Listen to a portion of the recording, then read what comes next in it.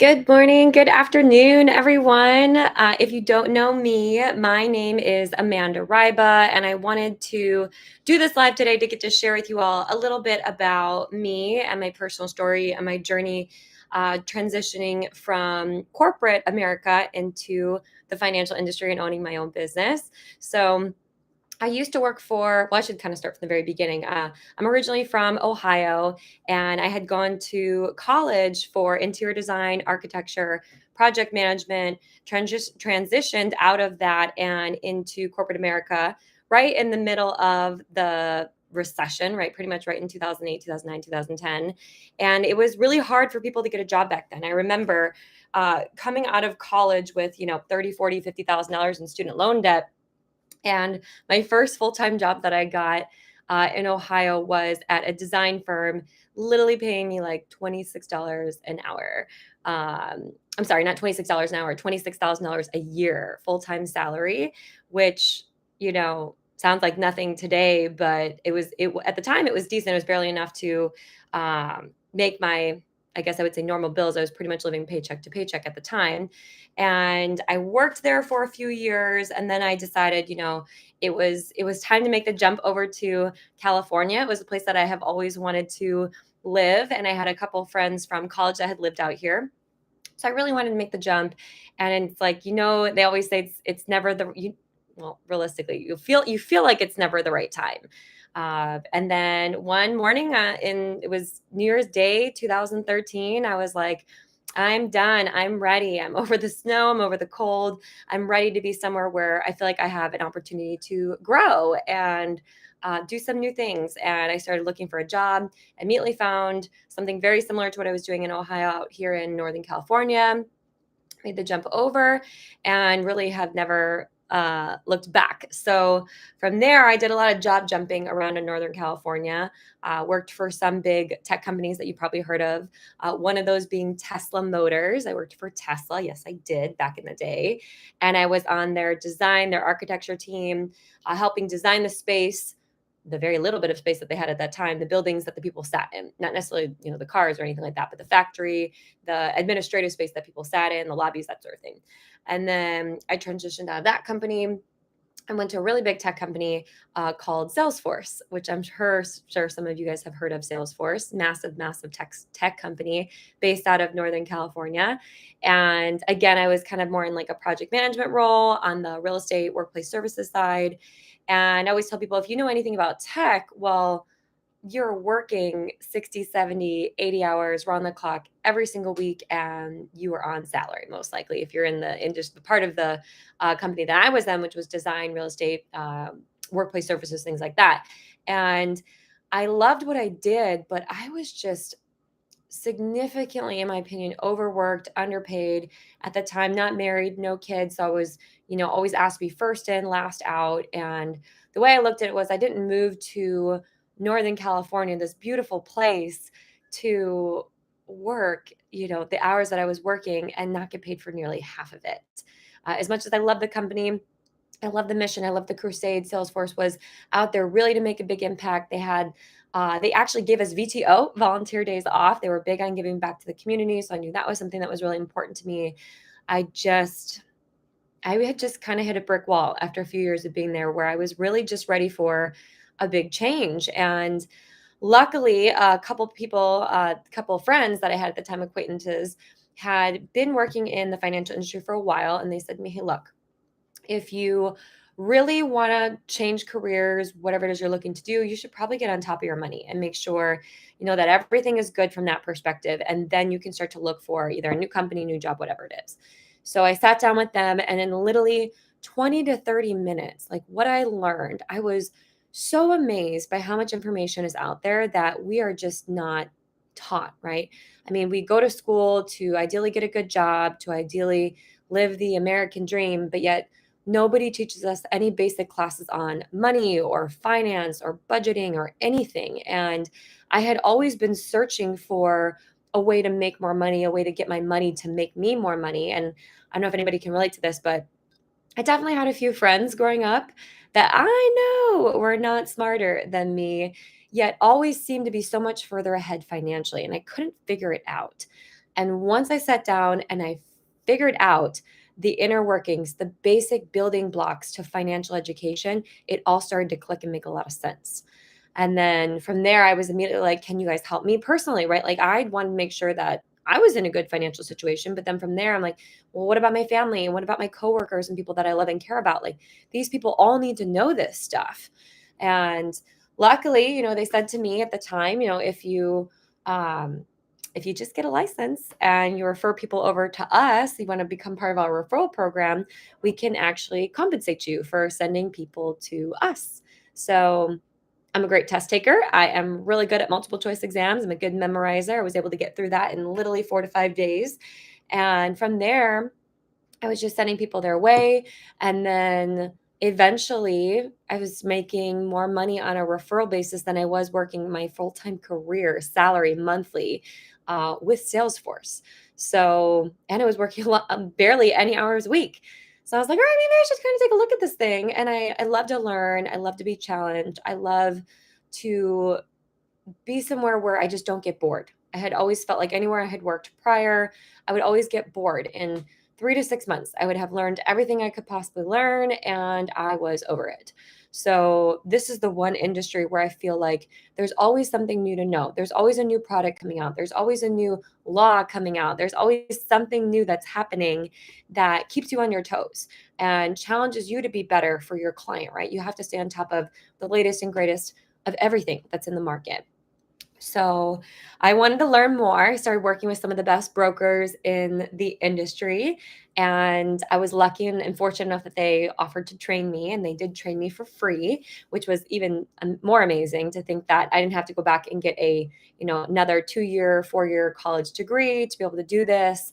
And it was something where I felt like this is really doing good for people. This is really going to make an impact. Like, if everybody just knew basic financial education, imagine how much further ahead this world would be, the economy, right? Everybody, if we could help raise up middle class America together through financial education, I was like, man, that would really change some things. And I don't come from a family that was born into, significant money. I would say we were comfortable growing up, but I definitely didn't come from a lifestyle where, we knew this stuff. I mean, my family knew the basics, but that was it.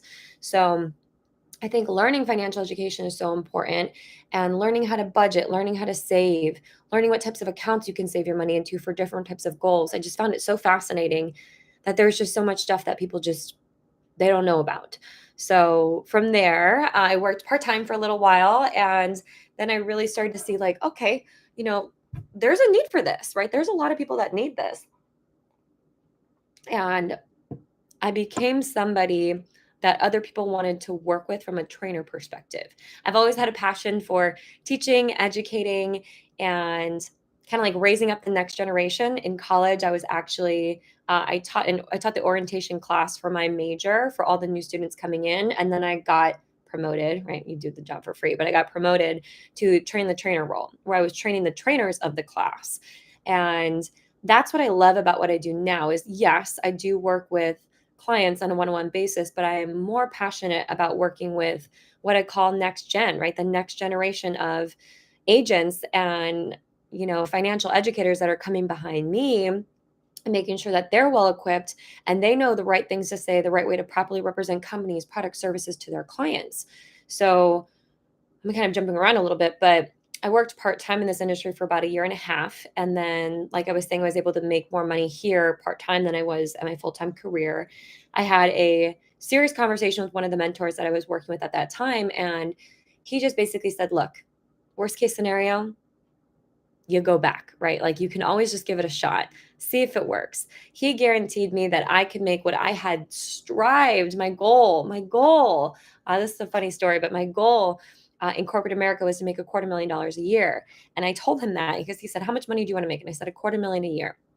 And he said, okay, well, can I challenge you to go back to your boss at Salesforce and ask her, what would it take for you to make $250,000 a year at Salesforce?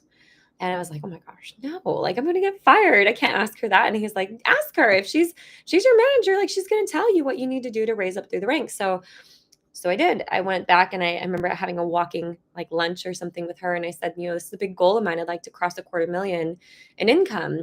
What would it take for me to be able to do that here at Salesforce? And she thought about it and she was like, huh, okay, well, I don't even think our director makes that. So how could you make that? She's like, well, honestly, Amanda, if I had to give you my honest thought about that, what I would say is you'd want to quit Salesforce. You'd want to go jump around between a few startups in the Northern California area. Go jump around between a couple of startups that are here. Raise your title because at startups you can get a higher title because there's not as many people that work there. So if you can just raise up the title, that's all you need to do.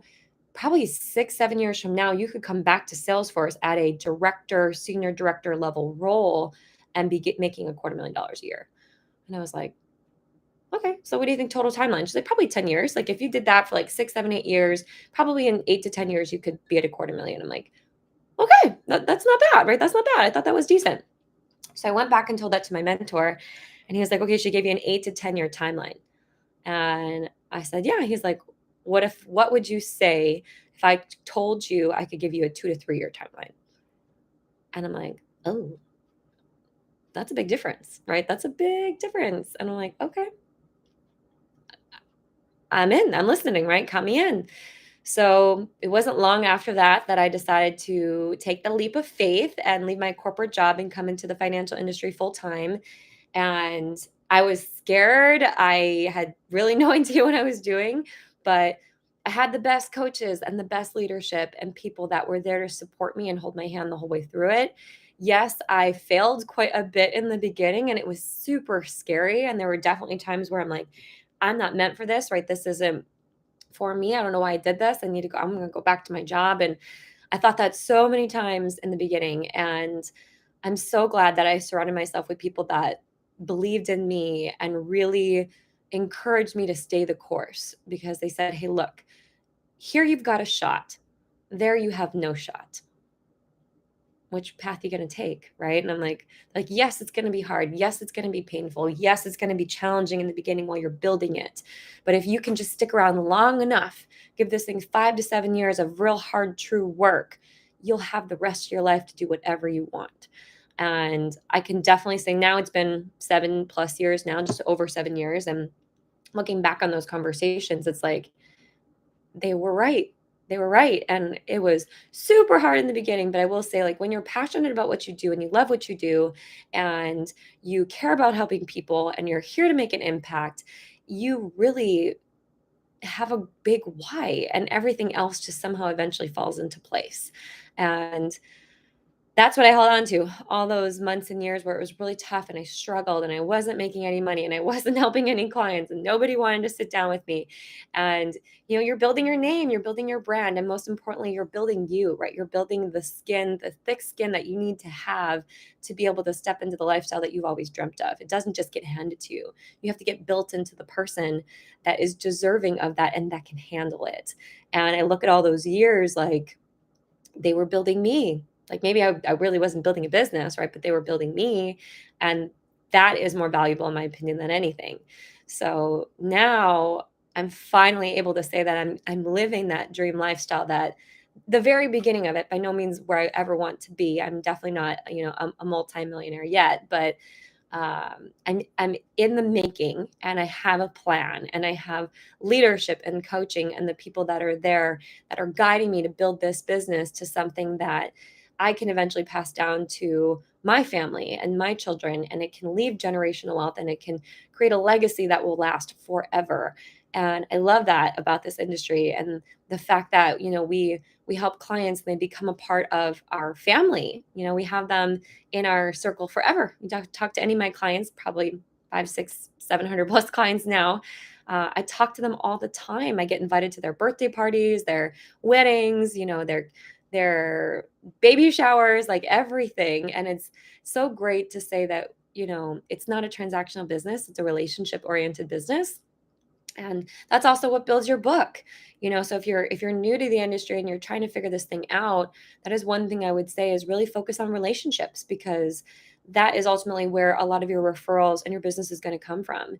That, clients want to work with you, right? Half of them don't even know who they have a product through, right? They want to work with you. They trust you, and you've got to work to build those relationships, and that's where a lot of your business will come from for a very long time. And it's this business has allowed me to pretty much build any lifestyle that I wanted. In the beginning, pre-COVID, yes, we were in offices. Yes, I was driving. Yes, I was territorial bound. There was only so far I could go, right? I could only see clients as far as I could drive, or vice versa. But now, given everything is 100% remote, right? We work through Zoom thanks to COVID. I mean, I know COVID, a lot of bad things came from that, but one really good thing that did come from it was the fact that we can work from anywhere. And I was gone for 5 weeks. I was in, where did I go? I was in Tennessee, then I was in Ohio visiting some family, then I was in Utah for a conference, then I was up in Vancouver and Whistler, Canada.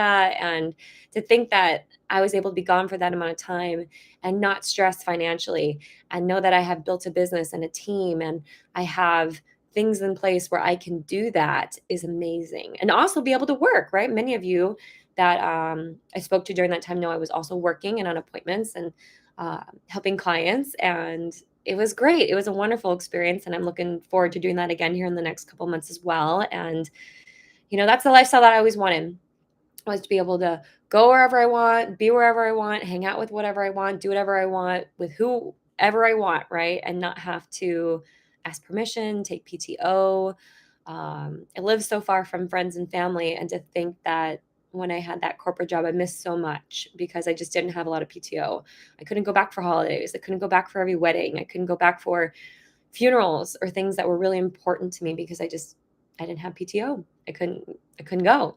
So that is one, some of the main reasons why I got into this industry, what I love about it. And I really do think if you're contemplating it, it could be for anybody, right? This industry could be for anybody, but not everybody can or will do it. So the question really boils down to you. What are your goals? What are your whys? How bad do you want it? And what are you willing to give up? And what are you willing to sacrifice to build the lifestyle that you and your family have always wanted? I work with a lot of amazing men and women and that are on my team and my clients. And I always ask them about their goals and things that they want. And the real question is, how bad do you want it? You can have these goals, and that's great. But the question is, are you actually going to do something to achieve them? And just know that there are people out there that will coach you and will train you and will mentor you if you just meet them halfway. And I'm one of them. So if we haven't had the chance yet to meet, I would love to meet you. I do plan on doing a live here more frequently, so you'll probably see me at least once a week. And, if you'd like to connect, you're welcome to click the link that's in my bio, schedule a call with me. I'd love to chat, hear your story, and see how I could maybe help, whether that's on the business side, whether that's on the client side. I would love to get to meet you. And we are actually hosting a live event with some of my mentors. Will actually be speaking next week on Tuesday. It is November 14th, 2023 at 5:30 p.m. Pacific, 8:30 p.m. Eastern. So we would love to see you there. You're welcome to click the link in my bio to register for that. We do have very limited seating for it because it is on a Zoom, so we can't have just everybody show up. But we do hope to see you there. And other than that, I hope you guys got a lot of today, and I really do look forward to connecting. And I wish everyone an awesome Thursday and a great weekend.